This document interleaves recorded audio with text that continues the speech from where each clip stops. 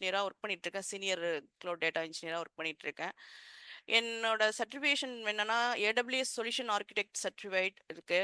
ஸ்னோஃப்ளேக்ல ப்ரோகோர் certification முடிச்சிருக்கேன். விண்டோயிங் function இல்லாமல் அது வந்து எப்படி வந்து ப்ரொஃபஷனலுக்காக அது என்ன இதில் யூஸ் ஆகுது, அது எந்த மாதிரி சுச்சுவேஷன்லலாம் அது யூஸ் பண்ணும் அப்படிங்கிற மாதிரி பேசுறதுனால தான் இது அட்வான்ஸ்டாகவும் இருக்கும்.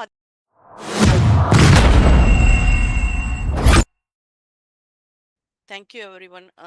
உங்களோட டைம்லாம் கொஞ்சம் ஸ்பெண்ட் பண்ணி எங்களுக்காக ஜாயின் பண்ணியிருக்கீங்க. உங்களுக்கும் இது யூஸ்ஃபுல்லாக இருக்கும். டேட்டா அனலிஸ்ட் கோர்ஸ் வந்து நாங்கள் ஆன்லைன் கோர்ஸ் தான். இது ஃபுல்லாக வந்து தமிழில் தான் எடுக்கிறோம். 3 மந்த்ஸ் கோர்ஸ் டியூரேஷன் வந்து 3 மந்த்ஸ் 2.5 மந்த் இருக்கும். ஒரு 2 வீக்ஸ் வந்து நாங்கள் வந்து ப்ரொஃபஷனல் அட்வான்ஸ்மெண்ட் ப்ரோக்ராம்லாம் எடுத்துவோம். ஏன்னா இன்டர்வியூக்கு எப்படி அட்டன் பண்ணுறது, மார்க் இன்டர்வியூஸ் அதுக்கெலாம் இருக்கிறதுனால 3 மந்த்ஸ் கவரேஜ் ஆகும்.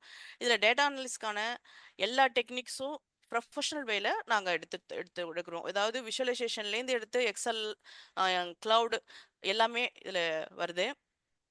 நெக்ஸ்ட் என்னை பற்றி சொல்லணும்னா, நான் வந்து ஒரு 14 இயர்ஸ் எக்ஸ்பீரியன்ஸ். இப்போ நான் க்ளவுட் டேட்டா இன்ஜினியராக ஒர்க் பண்ணிகிட்ருக்கேன். சீனியர் க்ளவுட் டேட்டா இன்ஜினியராக ஒர்க் பண்ணிகிட்ருக்கேன். என்னோட சர்டிஃபிகேஷன் என்னன்னா ஏடபிள்யூஎஸ் சொல்யூஷன் ஆர்கிடெக்ட் சர்டிஃபைட் இருக்கு. ஸ்னோஃப்ளேக்ல ப்ரோகோர் சர்டிஃபிகேஷன் முடிச்சிருக்கேன்.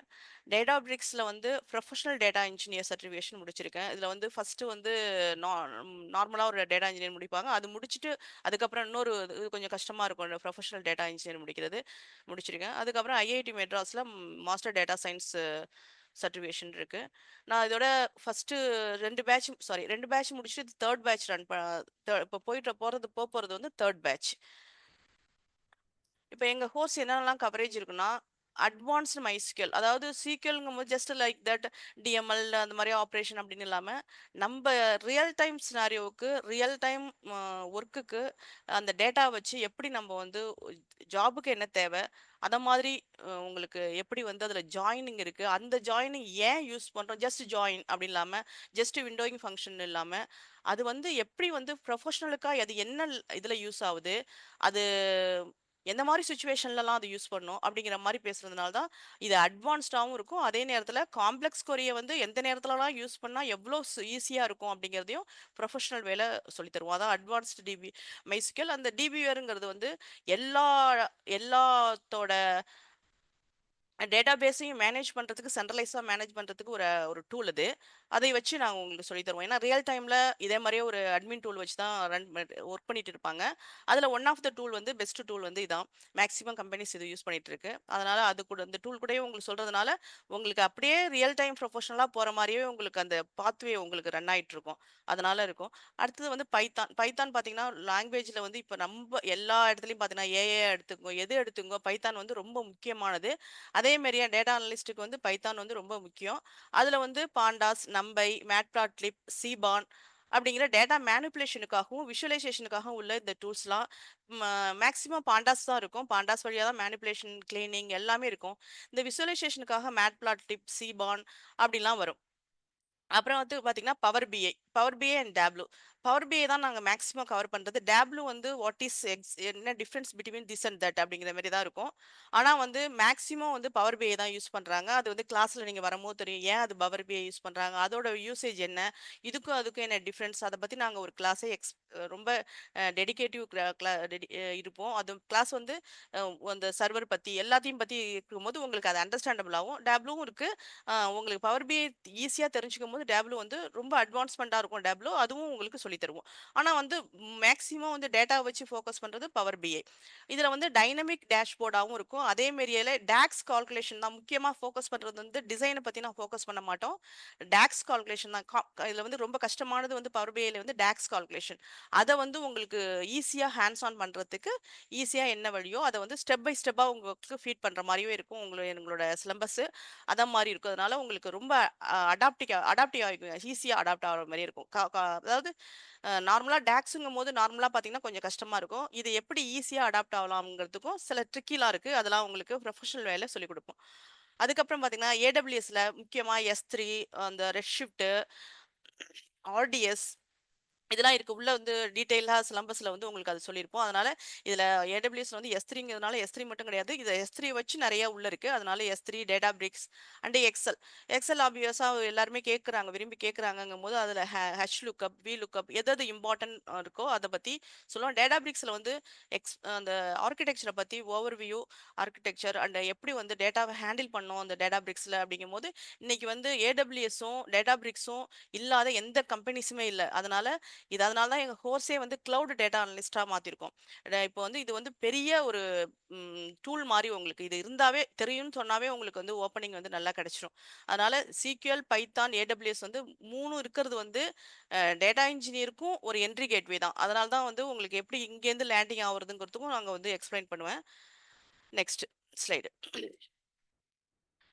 ஒரு சின்ன ஒரு கொஸ்டின் ஒரு இது கேட்டுடலாம். இப்போ வந்து நீங்க நீங்க உங்க இதுல வந்து யாருக்காவது கொஸ்டின் இருந்தா கூட கேட்கலாம். ஏன்னா அடுத்தது வந்து போறது வந்து வேற வேற ப்ராசஸ் போறோம். அதனால ஒரு சின்ன கொஸ்டின் மாரி. உங்க வீட்ல வந்து ம், எல்லாருமே ஒரு ஒரு ஆப் வச்சிருப்பாங்க. அது ஸ்விக்கியா இருக்கலாம், ஒரு அமேசானா வச்சிருக்கலாம், இல்ல ஓலோ இல்ல ஏதோ ஒரு டிராவல் பண்றதுக்கான ஒரு ஆப்பா இருக்கலாம். எத்தன பேரு ஒரு நாளைக்கு எவ்ளோ டேட்டா யூஸ் பண்றீங்க? அந்த ஆப் மூலமா தான் யூஸ் பண்ணிட்டு இருக்கீங்க. டேட்டா எவ்ளோ கன்சியூம் ஆகுது?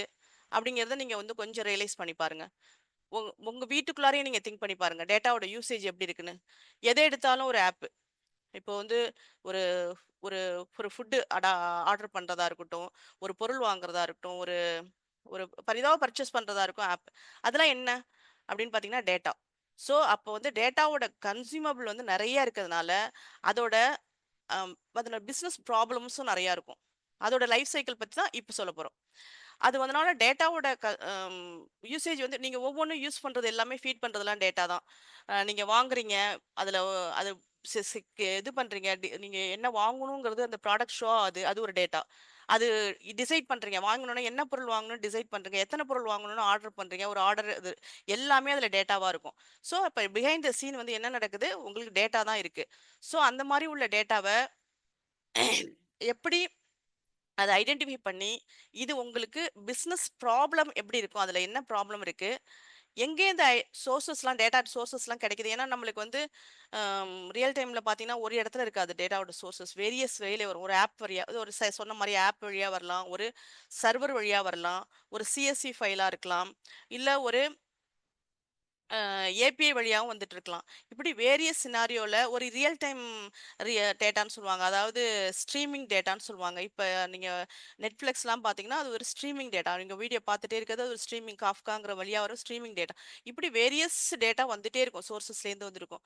அத பர்ட்டிகுலர் டேட்டாவ செலக்ட் பண்றது, அத கிளீன் பண்றது, அத டிரான்ஸ்ஃபர்மேஷன் பண்றது. கிளீன் பண்றதுன்னா, அது வந்து ஒரு அ ஒரு ஒர்க் ஒரு லைஃப் சைக்கிள் எப்படி இருக்கணும் லைஃப் சைக்கிள் எப்படி இருக்குங்கிற ஸ்டெப்ஸ் தான் ஒவ்வொரு ஸ்டெப்பா சொல்லிட்டு இருக்கோங்க.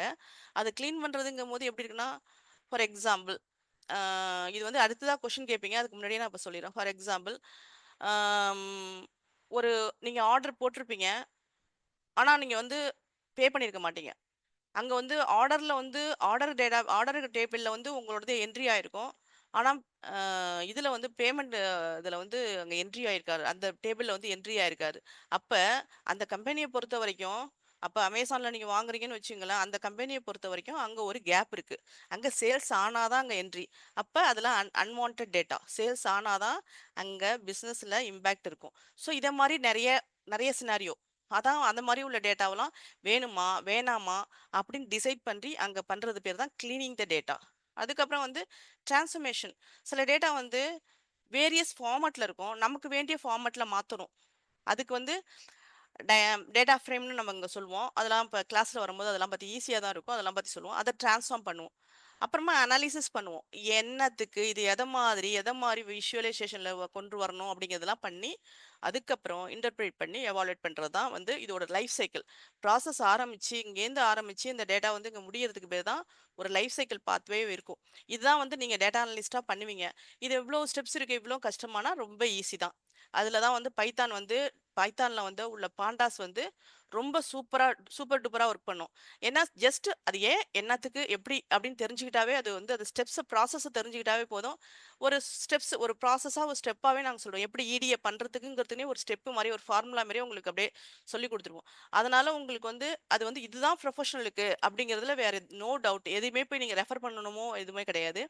இதுதான் இந்த இந்த ஸ்டெப்ஸ் இருக்கு இல்லைங்களா? அந்த டேட்டா அனலிஸ்ட்டோட லைஃப் சைக்கிள் இருக்குல்ல, இதுதான் நீங்க ரியல் டைம்ல ஒர்க் பண்ண போறீங்க. அதனால இத பத்தி ஒரு 21 ஸ்டெப்ஸ் இருக்கு. இப்படி டேட்டா வந்தா இப்படி பண்ணணும். இந்த டேட்டா வந்தா இப்படி பண்ணணும். ஏன் பண்றோம்? எதுக்கு பண்றோம்? அப்படிங்கிறத டீட்டெயிலா உங்களுக்கு சொல்லிக் குடுப்போம். ரொம்ப ஈஸியா தான் இருக்கும்.